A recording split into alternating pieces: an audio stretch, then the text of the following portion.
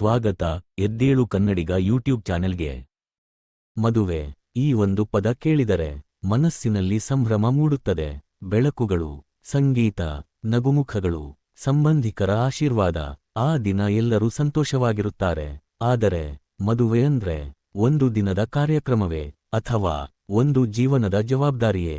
ಮದುವೆ ದಿನ ಒಬ್ಬರಿಗೆ ಒಬ್ಬರು ಕೈ ಹಿಡಿಯುತ್ತಾರೆ. ಆದರೆ ಜೀವನದಲ್ಲಿ ಎಷ್ಟೇ ಕಷ್ಟ ಬಂದರೂ ಆ ಕೈ ಬಿಡದೇ ಇರೋದು, ಅದೇ ನಿಜವಾದ ಮದುವೆ.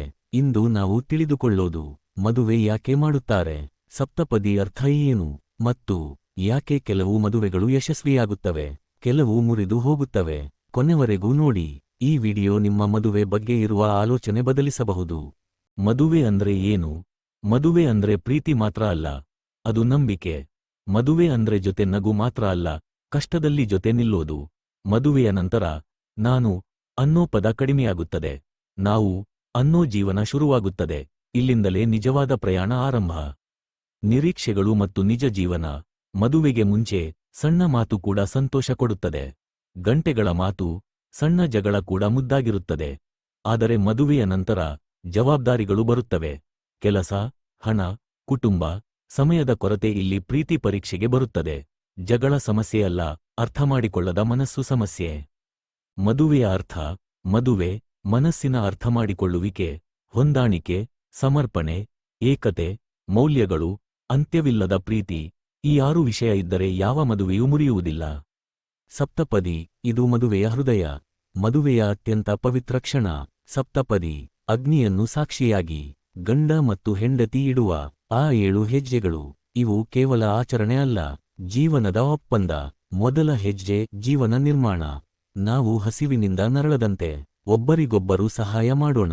ಎರಡನೇ ಹೆಜ್ಜೆ ಶಕ್ತಿ. ಕಷ್ಟ ಬಂದಾಗ ಓಡದೆ ಒಬ್ಬರಿಗೆ ಇನ್ನೊಬ್ಬರು ಶಕ್ತಿಯಾಗೋಣ. ಮೂರನೇ ಹೆಜ್ಜೆ ಸಮೃದ್ಧಿ. ಪ್ರಾಮಾಣಿಕವಾಗಿ ದುಡಿ, ಕುಟುಂಬದ ಭವಿಷ್ಯ ಕಟ್ಟೋಣ. ನಾಲ್ಕನೇ ಹೆಜ್ಜೆ ಪ್ರೀತಿ. ಮನಸ್ಸಿನಲ್ಲಿ ಪ್ರೀತಿ ಉಳಿಸಿಕೊಂಡು ಸಂತೋಷದಿಂದ ಬದುಕೋಣ. ಐದನೇ ಹೆಜ್ಜೆ ಕುಟುಂಬ ಜವಾಬ್ದಾರಿ. ಕುಟುಂಬದ ಗೌರವ, ಸಂಸ್ಕೃತಿ ಕಾಪಾಡೋಣ. ಆರನೇ ಹೆಜ್ಜೆ ಆರೋಗ್ಯ. ಅನಾರೋಗ್ಯದಲ್ಲೂ ಆರೋಗ್ಯದಲ್ಲೂ ಒಟ್ಟಿಗೆ ನಿಲ್ಲೋಣ. ಏಳನೇ ಹೆಜ್ಜೆ ಶಾಶ್ವತ ಸ್ನೇಹ. ಇಂದಿನಿಂದ ನಾವು ಗಂಡ ಹೆಂಡತಿ ಮಾತ್ರ ಅಲ್ಲ, ಜೀವನ ಪೂರ್ತಿ ಸ್ನೇಹಿತರು. ಸಪ್ತಪದಿ ಮಂಟಪದಲ್ಲಿ ಮುಗಿಯೋದಿಲ್ಲ, ಪ್ರತಿದಿನ ಜೀವನದಲ್ಲಿ ನಡೆಯಬೇಕು. ಮದುವೆಯ ಪರೀಕ್ಷೆಗಳು. ಸಮಯ ಬದಲಾಗುತ್ತದೆ, ಜಗಳಗಳು ಬರುತ್ತವೆ, ತಪ್ಪು ಅರ್ಥಗಳು ಬರುತ್ತವೆ. ಆ ಸಮಯದಲ್ಲಿ ಗೆಲ್ಲೋದು ಯಾರು ಗೊತ್ತಾ? ಸರಿಯಿರುವವರು ಅಲ್ಲ, ಸಂಬಂಧ ಉಳಿಸುವವರು. ಒಬ್ಬರು ಕೋಪಗೊಂಡಾಗ ಇನ್ನೊಬ್ಬರು ಮೌನವಾಗಿದ್ದರೆ ಆ ಮನೆ ಉಳಿಯುತ್ತದೆ. ವರ್ಷಗಳು ಕಳೆಯುತ್ತವೆ, ಯೌವನ ಹೋಗುತ್ತದೆ, ಸೌಂದರ್ಯ ಕಡಿಮೆಯಾಗುತ್ತದೆ, ಮಕ್ಕಳು ತಮ್ಮ ಜೀವನದಲ್ಲಿ ಬ್ಯುಸಿ ಆಗುತ್ತಾರೆ. ಒಂದು ಸಂಜೆ ಮನೆಯ ಮುಂದೆ ಕುಳಿತಿರುವ ವೃದ್ಧ ದಂಪತಿ, ಮಾತು ಕಡಿಮೆ, ಆದರೆ ಮನಸ್ಸು ತುಂಬಿರುತ್ತದೆ. ಆ ಸಮಯದಲ್ಲಿ ಗೊತ್ತಾಗುತ್ತದೆ, ಮದುವೆ ಅಂದ್ರೆ ಒಟ್ಟಿಗೆ ವೃದ್ಧರಾಗುವ ಅವಕಾಶ. ಪ್ರೀತಿ ಮದುವೆ ಆರಂಭಿಸಬಹುದು, ಆದರೆ ಸ್ನೇಹ ಮಾತ್ರ ಮದುವೆಯನ್ನು ಅಂತ್ಯವರೆಗೂ ಕೊಂಡೊಯ್ಯುತ್ತದೆ.